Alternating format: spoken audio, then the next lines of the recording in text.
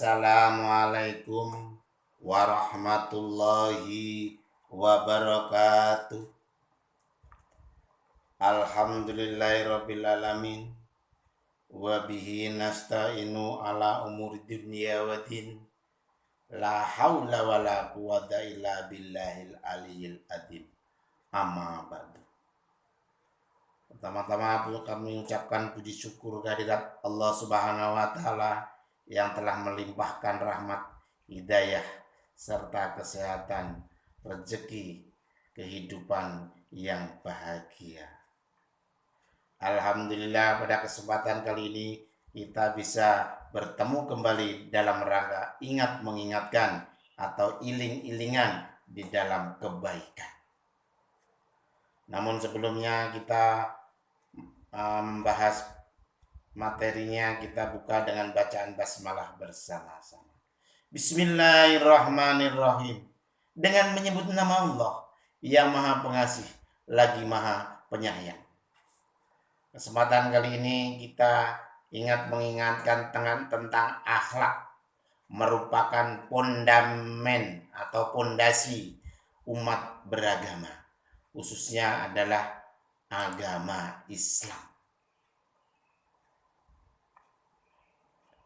Mengingat bahwa akhlak merupakan pondasi, namun sebelum kita melanjutkan pembahasan materi, saudara-saudaraku yang berbahagia, yang berkenan untuk menekan subscribe and like bagi yang belum subscribe, mudah-mudahan dalam like and subscribe saudara-saudara kita adalah membangun channel Rianto SPD ini sebagai generasi spiritual kebangsaan untuk mendapatkan kebahagiaan harapannya dunia dan akhirat.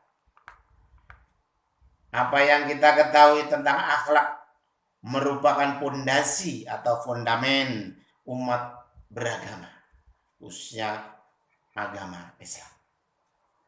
Manusia dilahirkan sebagai makhluk individu dan makhluk sosial. Jadi manusia dikenal dengan makhluk individu dan makhluk sosial. Tentunya dalam makhluk sosial di Indonesia ini dikenal sebagai negara yang menjunjung tinggi kesopanan, sopan santun, etika orang timur dalam kehidupan kita. Bisa disebut pula dengan Indonesia mempunyai akhlak yang mulia, karena terkenal dengan sopan, santun, ramah. Setiap daerah di Indonesia pasti menanamkan perilaku yang baik. Apalagi di Indonesia sudah beraneka ragam suku, bangsa, dan daerah. Setiap daerah Indonesia menanamkan perilaku yang baik dalam kesehariannya.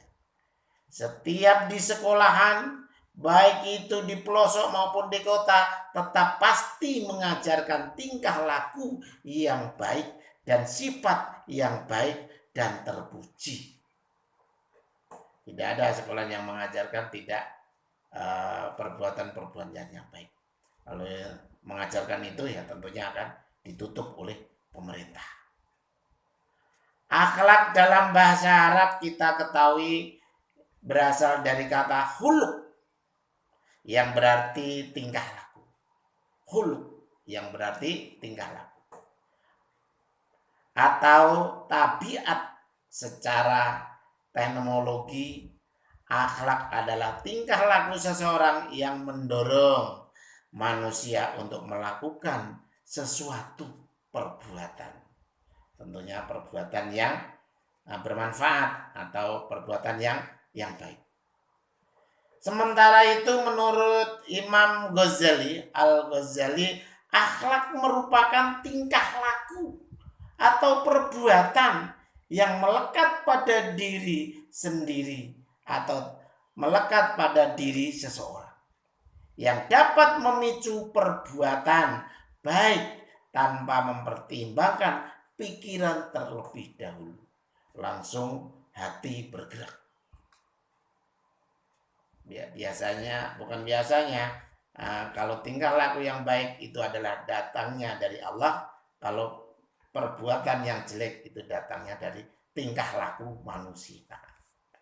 Jadi secara otomatis nggak usah dipikir dulu, kalau kebaikan itu udah refleks datangnya dari hati nurani, tingkah laku. Kalau memang udah terbiasa perbuatan-perbuatan baik, sopan, santun, termasuk akhlaknya yang diisi dengan ajaran-ajaran agama.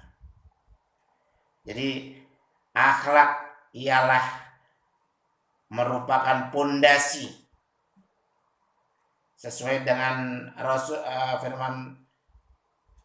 sesuai dengan sabda Rasulullah SAW, itu diutus oleh Allah, Rasulullah SAW diutus oleh Allah Subhanahu wa taala untuk menyempurnakan akhlak yang jelek atau menyempurnakan akhlak manusia.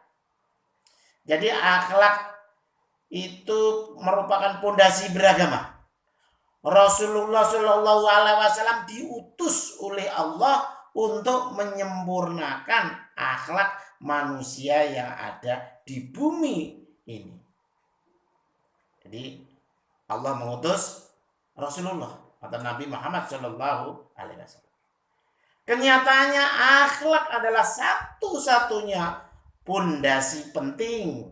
Akhlak spiritualnya, secara akhlak itu dikenal kadang-kadang spiritualnya tinggi. Jadi pondasi penting untuk manusia yang beragama. Makanya kita sebagai hamba Allah harus selalu belajar atau membaca kitab-kitab Allah.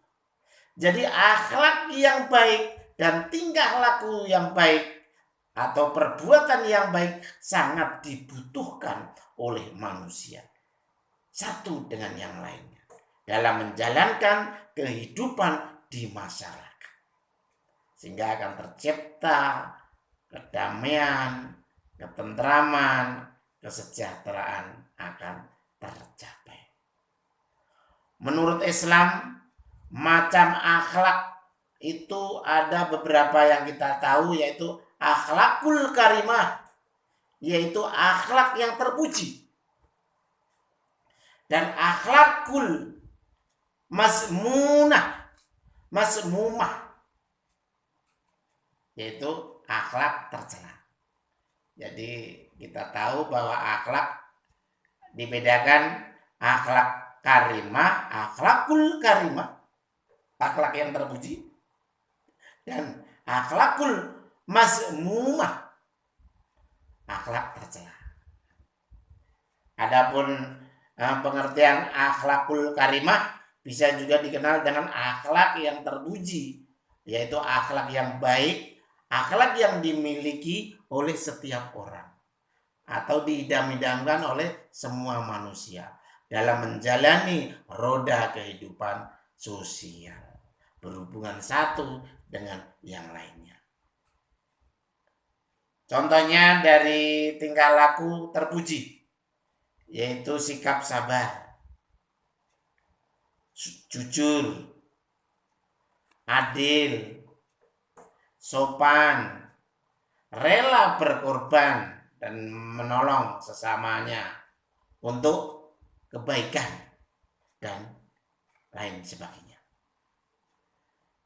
Sebagai umat muslim sudah seharusnya kita selalu menjaga akhlakul karimah dalam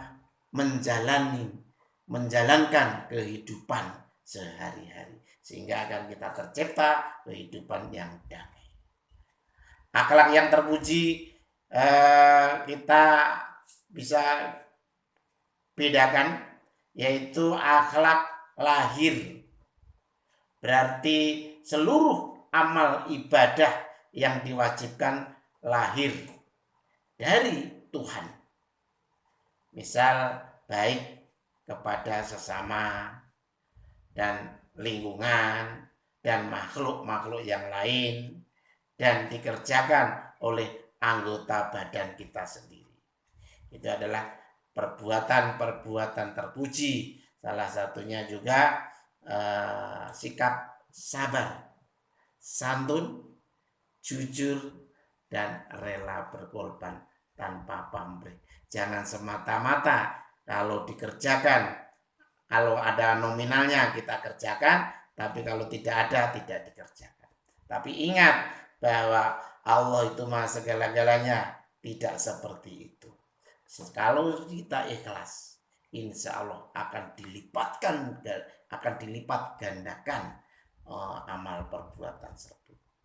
Akan terbukti bisa di dunia dan akhirat. Mungkin itu saja, mudah-mudahan kita tergolong orang-orang yang terpuji dan akhlakul karimah, dan mudah-mudahan kita selalu membangun akhlak kita masing-masing, merupakan pondasi kita masing-masing di dalam kolbu, dalam pembelajaran kitab Al-Quran sebagai pedomannya, dan kita selalu menjalankan perintah dari Allah Subhanahu wa taala dan menjauhi larangannya. Semoga kita tergolong orang-orang yang berakhlakul karimah dan merupakan akhlak sebagai pondasi kita ditanamkan